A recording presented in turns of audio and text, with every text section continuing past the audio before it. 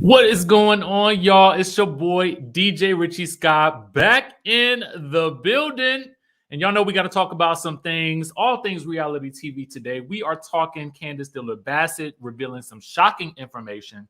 We also have Mia versus ASKALA. I mean, it's going on yet again. We also got to talk about Charrisse Jackson-Jordan. She is back and she's got some things to say about Karen Huger and Mrs. Monique Samuels. And of course, we got to talk about Kim Zolciak and her daddy. Let me tell you, baby, it is going all the way down. And we're going to get into all of it. Now, before we get into that, make sure you guys remember that we got the Veterans Day sale going on. Go on ahead and head on over to shopandmirren.com. Get your CMARS capsules, get your organic greens and all that good stuff like that. Discount code will be at the bottom of this video. You can get 10% off up until 11/16, baby. But now that we've got all that out of the way, let me know where you guys are watching from down in that chatterization, baby. Let me know where you're watching from in that chatterization. We back. Okay. I gotta adjust this lighting. Do y'all mind if I get up real quick? Because it's real bright. So I'm gonna get up real quick. It's real bright right now. Y'all give me 1 second. I'm sorry about that, but it's just a little bit too bright for my liking. Okay, that's a little bit better. Okay, we got Huntsville, Alabama in the building. We got Nigeria in the building, DMV, Ohio. I see you, Cali. Come on, Barbados, Tucson, Arizona, New Haven, Connecticut, South Africa. That's right, baby. Germany is in the building, Clinton, Maryland. Hey, Kim Riley said it looks good. Okay, well, we're going to work with it. And, we live, so we got to, sometimes you're going to have to fix something and, get it right and get it tight. Bowie, Maryland, North Carolina, D.C., Kansas City, baby. I see you. We're going to go ahead and stage dive on into what we got to talk about today, okay?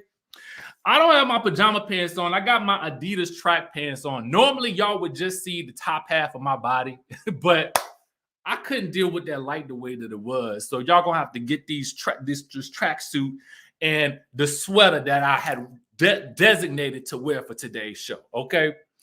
Work with me, baby. Work with me. Let's go ahead and get into it. Let's get into the thing. Kim Zolciak, y'all. Kim Zolciak is in the news, but it ain't because of her. It's because of her daddy. Okay. Now it says her estranged father was arrested for battery against the wife. Okay, now this is coming from Page 6. It is making the news headlines all over the place. And that's so, it's just sad. You know what I'm saying? Because it ain't nothing that she even did.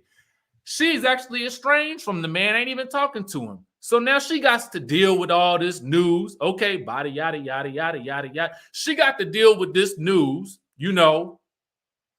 and it's just crazy. So let me tell y'all what happened.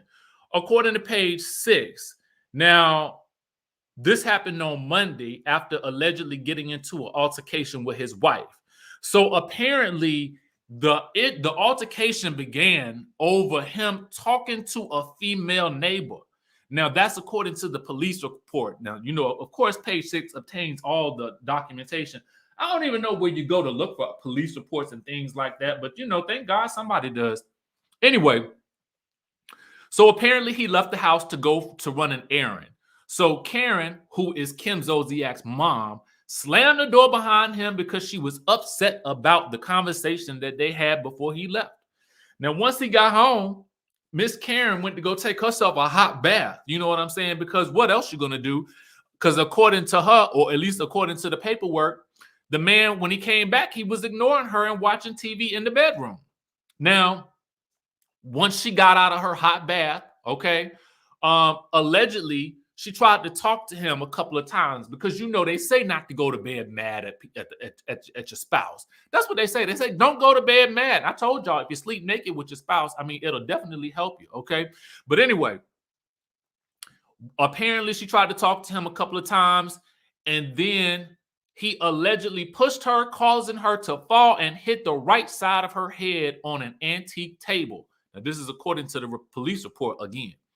Now, apparently, Karen, the mama, okay, she admitted that she had 2 glasses of the wine. Now, this is coming from the officer taking notes at the scene, and she was highly intoxicated. So I guess she had gotten in the bathtub and said, "You know what? I mean, I'm about to hot bath my troubles away, baby." She said, "Because listen, I try to tell y'all the truth. Listen, the way I relax myself is a hot bath. It helps me just focus. You know what I'm saying? So maybe I'm assuming she needed to focus, but I guess maybe she had wanted to have a little winerization while she was doing so.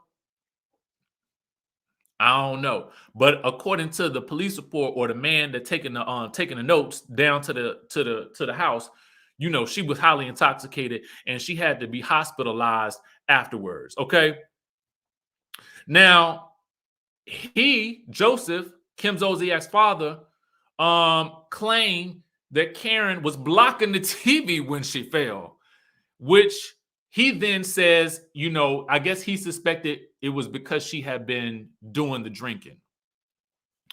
Now, he was arrested for misdemeanor and booked in Escambia County Jail. He was released Tuesday night on a $1,000 bond, and his court date is set for November 29th.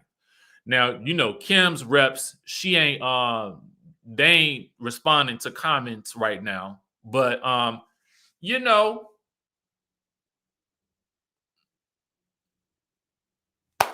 he said she was blocking the TV. Whew. Don't block the TV. That did not end well for her for blocking that TV. I don't know what to make of this situation. It definitely is given. This is unfortunate, and it's kind of sad that, you know, this is even a thing. Kim Zolciak, I don't know how she's dealing with this, if she's dealing with it at all, because they are estranged. So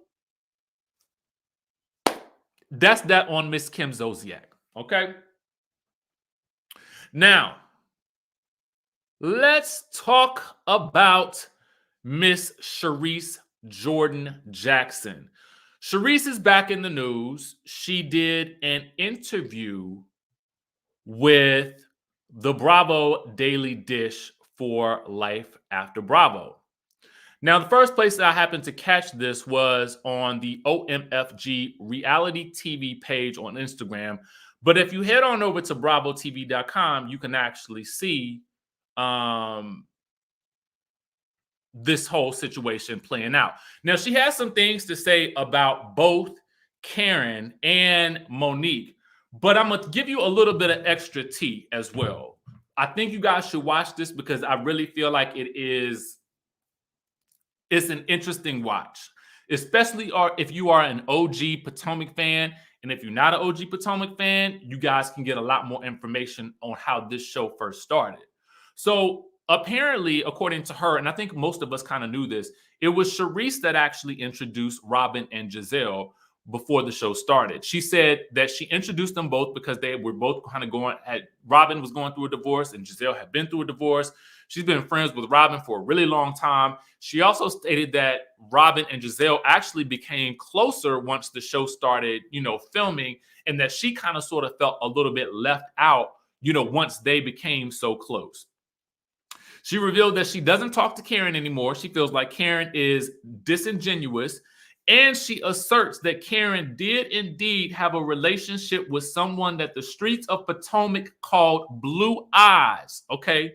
Y'all remember that rumor that she had sort of talked about at the reunion about that Blue Eyes? Well, she says it's true and everybody knew about it. She says she had to send Giselle a cease and desist because apparently when Giselle brought up that thing that Charrisse was dating a fireman, she said it was not true.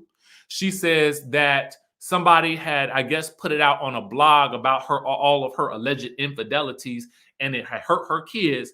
But of course, she is friends again now with Giselle because she says she got over it and they were actually going out the next day. So she says she understands who Giselle is and that Giselle would just say whatever Giselle needs to say on camera. Okay, pretty much.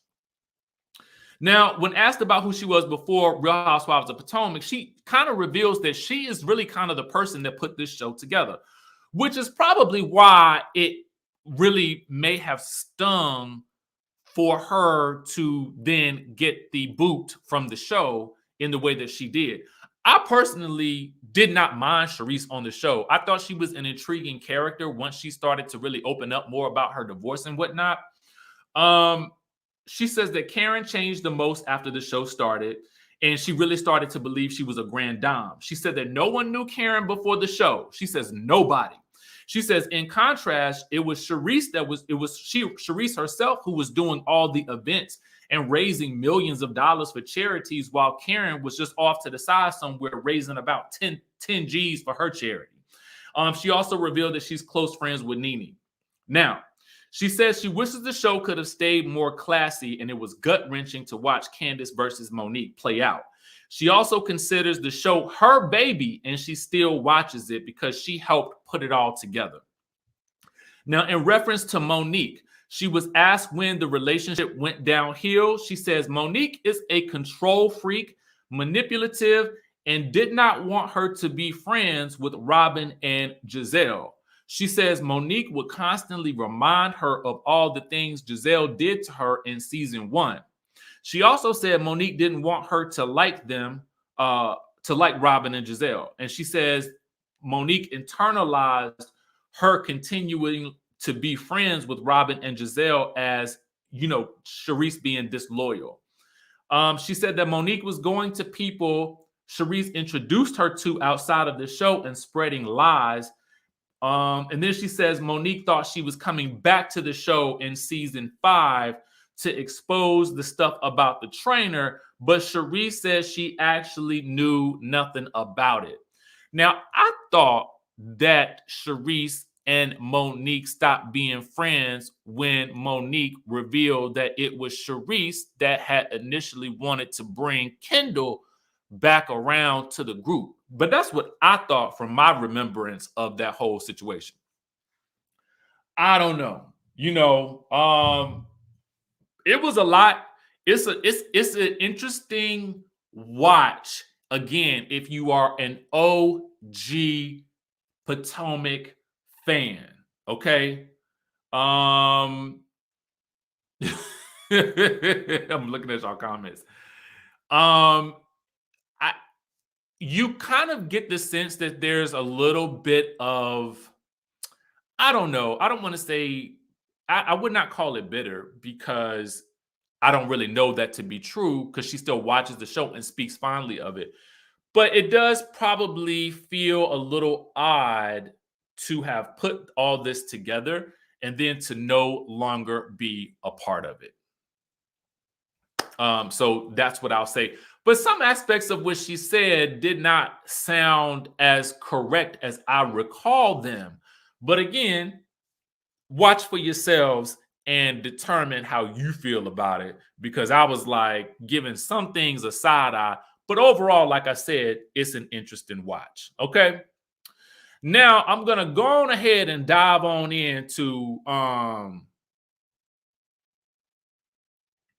Askala and Mia right now, because that's currently playing out on the social media.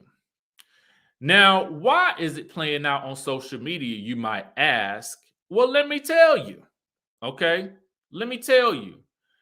Actually, I'm going to go back to this because this is where it really all started. So there was an interview, and shout out to Reality Chat on Instagram for capturing this information. And also shout out to Bassett because that is where Askala initially did her interview. Now, the interview itself is about 30 minutes long. If you guys want to head on over to Bassett on Instagram, I will place that link in the description down below so that you guys can watch it in its entirety. I will just let you know that I enjoy Askala, and because Askala has an understated, cool, like laid back, chill kind of flex about herself that is just a joy for me to watch. I don't know what it is, but it just fascinates me. And I feel like she has an air of confidence about who she is in general. And I like that. I really, really like that. And when you hear her talk, she sounds very reasonable, which I love. and she comes across very real, which I also love as well. Now, having said all that, the real beef is betwixt her and Mia.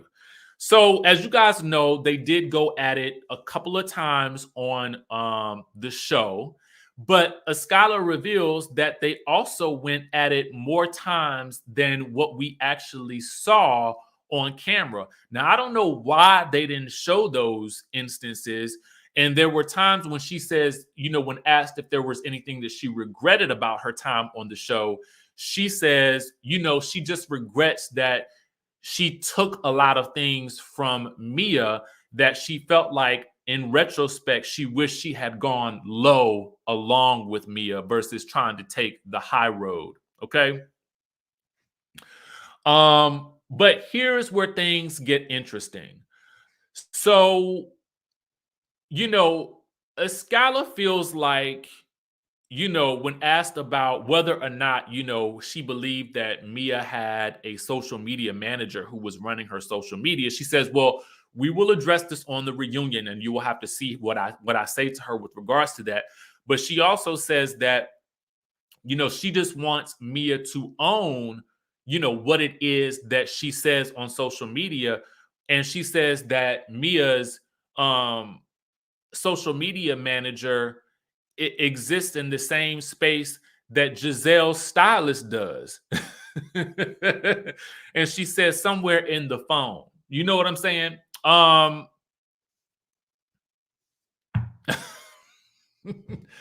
Listen, it was interesting. It was funny because she managed to shade them both all in one fell swoop. So Mia caught wind of what ASKALA had to say. Okay.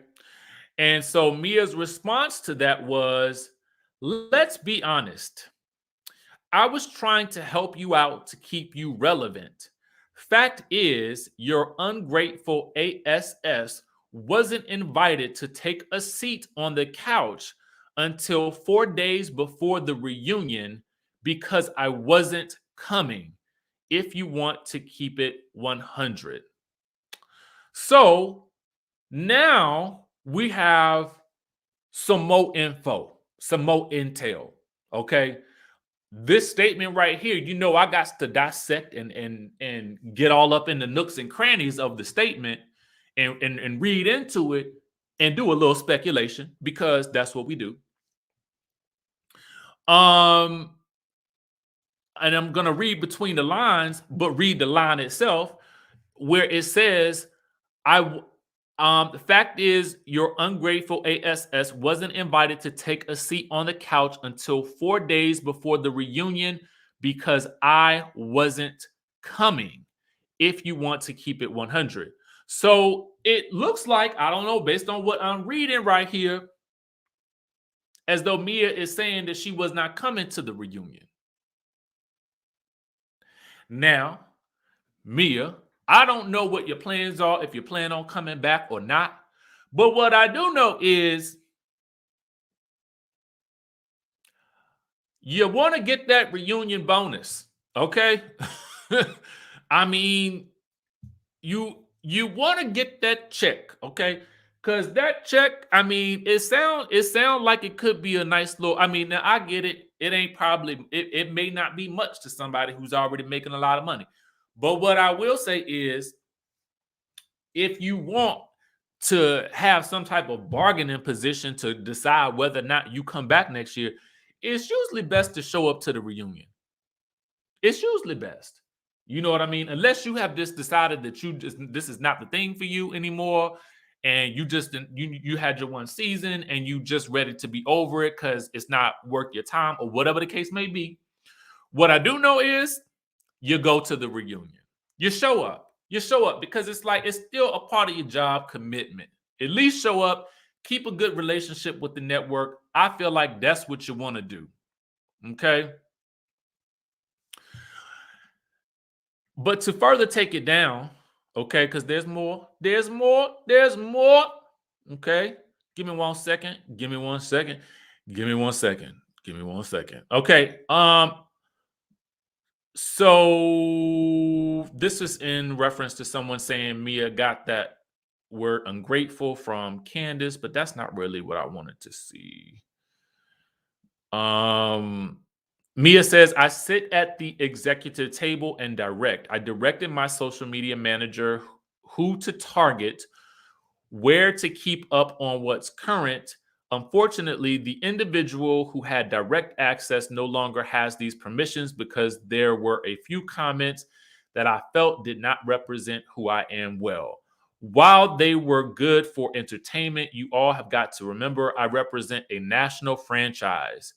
There are certain things I can't say legally. Most of the tweets were fine, but there were just a few side comments that were not. So a public statement was what I had to do to satisfy our investors. I know this is a lot. I really want y'all to know I love y'all. So I guess a couple of things for me, and let me just state this, and I think I've said it. I said it a couple of times on this channel. Social media beef in and of itself does not pay. It don't pay, y'all. It does not pay. Hence why you never really see Giselle respond too much on social media, because whether you like her or not, Giselle is pretty smart. And I use her as a prime example because I just think that you have got to understand that while social media may make a headline for you, it doesn't necessarily translate to dollars and cents for any outside business endeavor that you may have going. And it's not definitely going to get you no sponsorships. Okay. Because at the end of the day, the social media beef, what it does is it forces you to have to go lower and lower and lower and lower and lower. And that's a very slippery slope. Okay. It's a very slippery slope. Now, I know we may be a little bit entertained by it, right? We, the people in the streets, you know what I'm saying? We, the people who are watching the shows, we're entertained by it. But at the end of the day, okay, the beef does not usually work well for those people who are on social media. Because if you take a look at Candiace, which we'll talk about next, you know, even for her, it's because of some certain things that she has said on social media that people are still holding on to till this day, that they still have. So when we look at Candiace, some people look at her through the lens of where she is right now and what's happening to her. Some people are looking at her through the lens of her history on social media and where she is right now. And so when you open up that lens and you see the broader picture, you have this history of social media that doesn't always work to her benefit. Now, again, it may be funny in the moment. It may get you some likes and stuff like that. But at the end of the day, when you think about big business and you think about outside things that you might want to do and the longevity of your career, it has got to be longer than your time as a housewife. Bottom line. Okay? And I'm just thinking about, we think long term, right? We think long term outside of just the franchise. Because regardless of whether or not I like a person's actions on the show, I do want all these women to win. All these women and the husbands and I want the cast members to win, you know, because that's how I rock in life in general, right? So that's how I think about these types of things. So and I understand right now, you know, with both ASKALA and with who, for the most part, with ASKALA, I think she tried to maintain a laid back, chill, you know, like social media type situation. You know, they're both in their freshman seasons on this show. So I'm going to try to give them a pass for now. But come next season, I'm going to expect a little bit of something different. And you have to be careful. Listen, because if you choose to go the social media route and take shots at each other, you got to do so in a way that it's got to be very lightweight shade. It can't be that shade that just it can't be TKO shade. We can't do that. You know what I'm saying? So I mean, and listen, that could be it. You know, I like saying Deborah. Okay, it's probably Deborah, but I like Deborah. Says Richie, you said that before regarding Giselle not responding to social media, and says I think it's less about her being smart, but more indifference that has happened to work in her favor, and that could be true as well. And but that indifference or that those smart moves, they work in the end, whatever it is. So you might be right too. You know.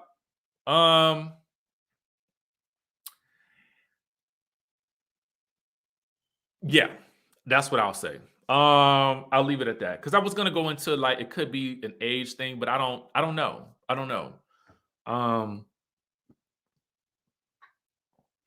I think maybe sometimes also too younger generations might be more inclined to express themselves on social media, and whereas someone who's a little more seasoned or who's lived a little longer may be less inclined to take to social media to express themselves. I don't know.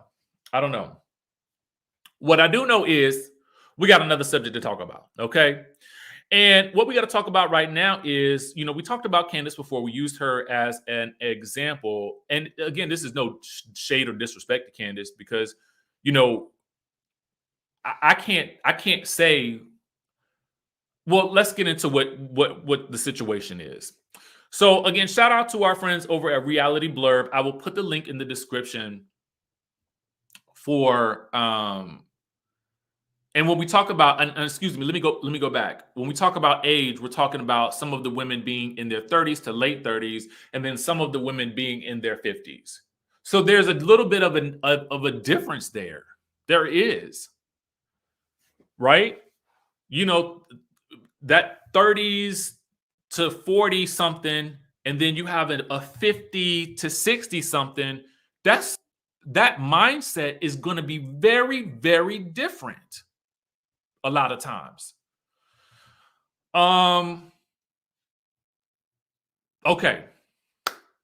So Candiace. So I guess maybe I don't know when this was the initial tweet was done. This comes from Reality Blurb.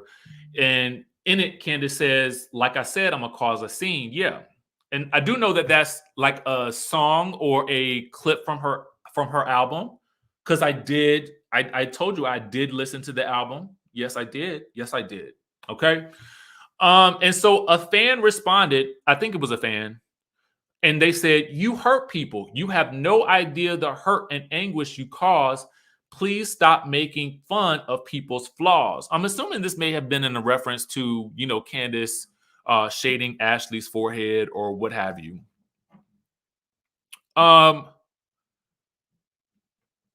And by the way, you know, there have been instances where Ashley has she actually, you know, said that Charrisse's boobies were saggy. But we're not gonna I'm not gonna go back that far. Anyway, so Candiace says, "Girl, shut up. When you're on anxiety meds and praying to God, you don't take your own life because of the hurt and lies that people like you perpetuate because you don't like me on a TV show. Come talk to me. Until then, actually shut the F up." Okay? I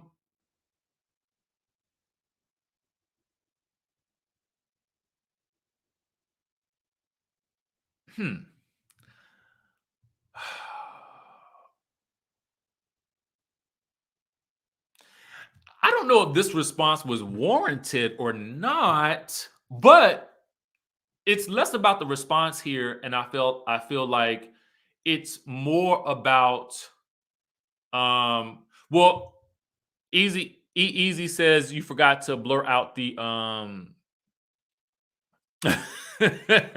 entire name. I didn't blur that out. I think the people at Reality blurred that out. I just took a screenshot of it, okay, and then made it into my own visual. All right. So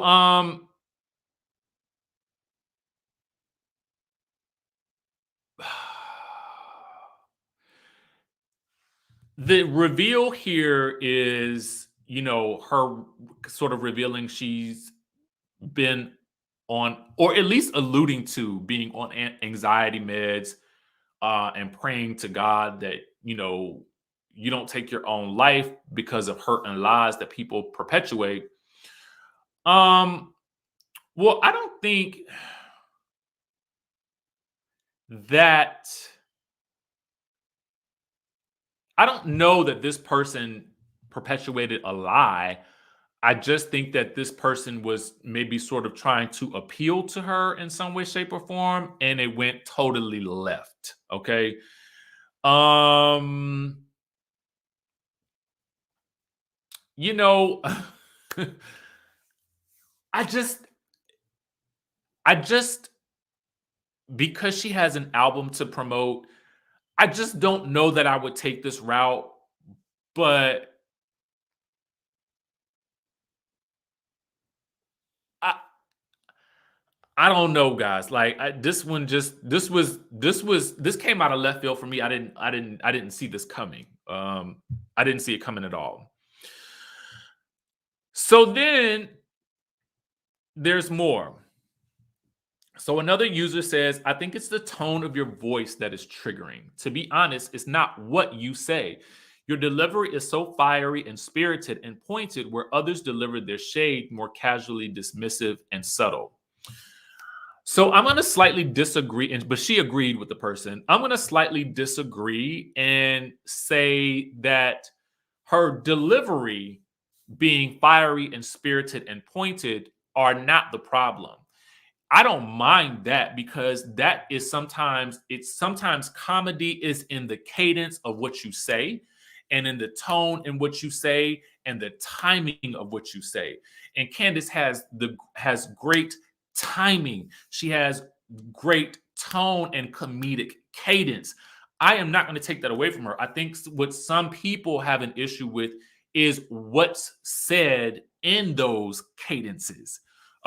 But that's what some people have a problem with, right? But here's where it gets interesting. So I guess a user responded and said, y'all, I can't. Andy, we've been screaming from every part of the world to fire Renna. Freaking hold Erica Jane accountable. But Candiace's mouth is where you bring the heat. What in all the F's? And then the heifer Giselle coming in condoning a physical altercation, hashtag Real Housewives of Potomac reunion.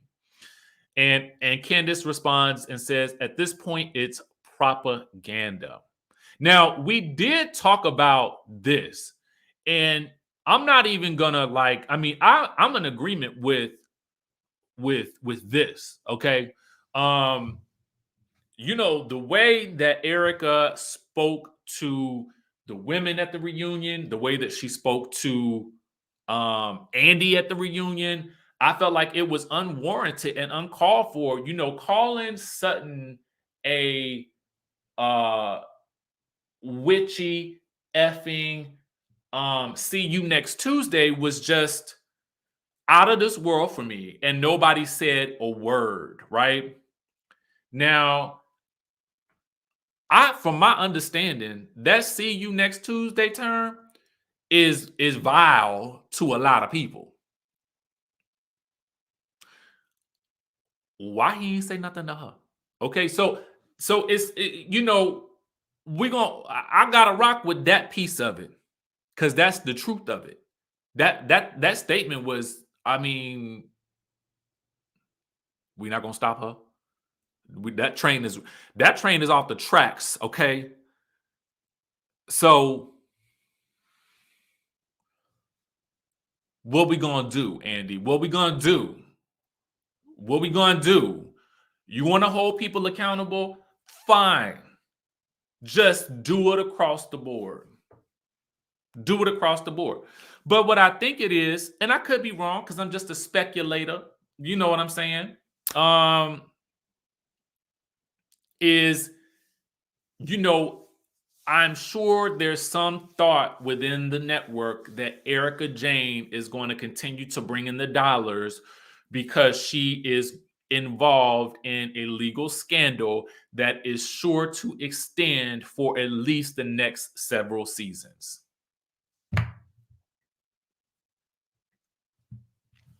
Truth of the matter. Okay. Dollars and cents is what that is what I feel like that is. Dehende says Ashley's one of the messiest persons on the show, but she never gets the same criticisms as Candiace. I think colorism does have a part in it. Dehende, first of all, thank you for the super chat. You know, it's interesting. I feel like I have read a lot. Oh my God, there was a great piece that I didn't save it. I read that Dr. Wendy Asefo had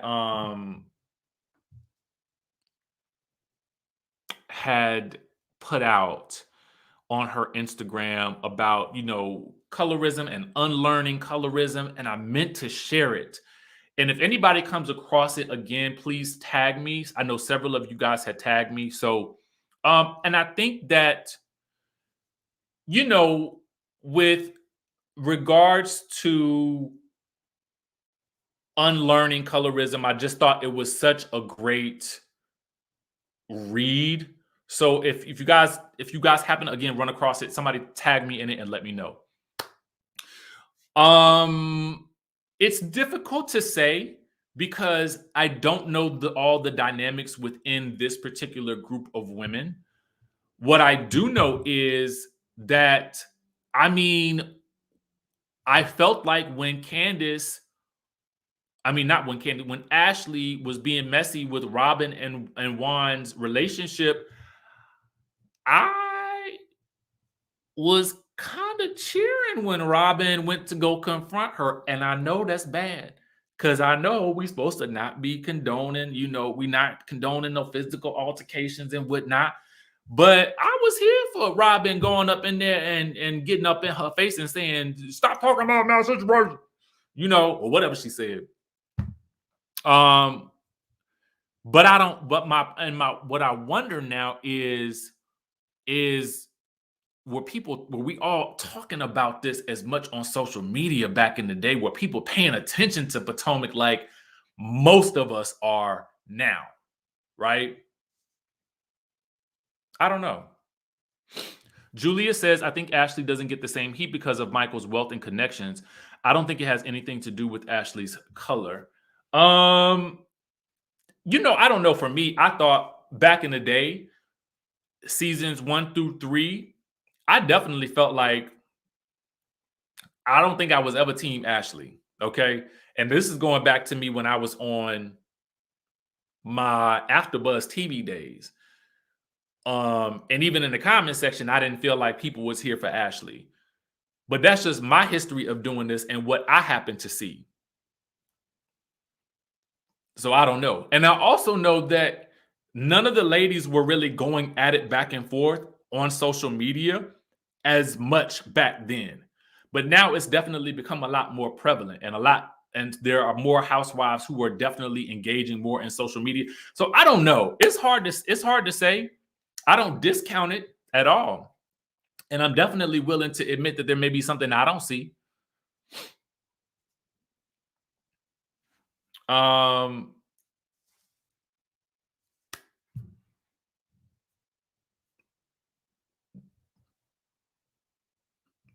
But I guess it's if people feel like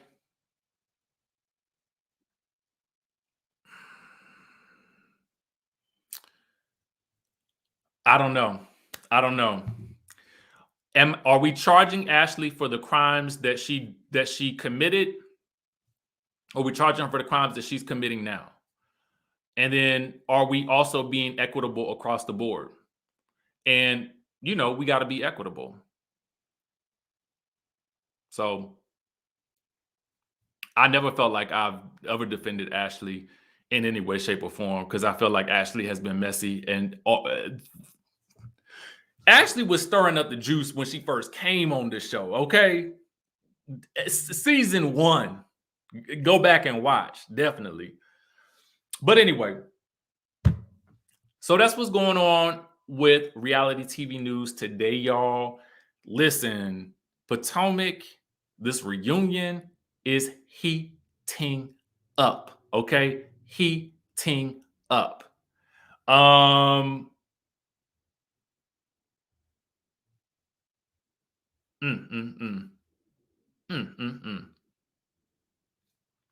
So listen, thank you guys for tuning in. Thank you guys for your commentary. I appreciate it all. We ain't all gotta agree, but I like that we can do it respectfully. You know what I'm saying? With that being said, y'all know I love y'all, and we're gonna catch y'all in the next video.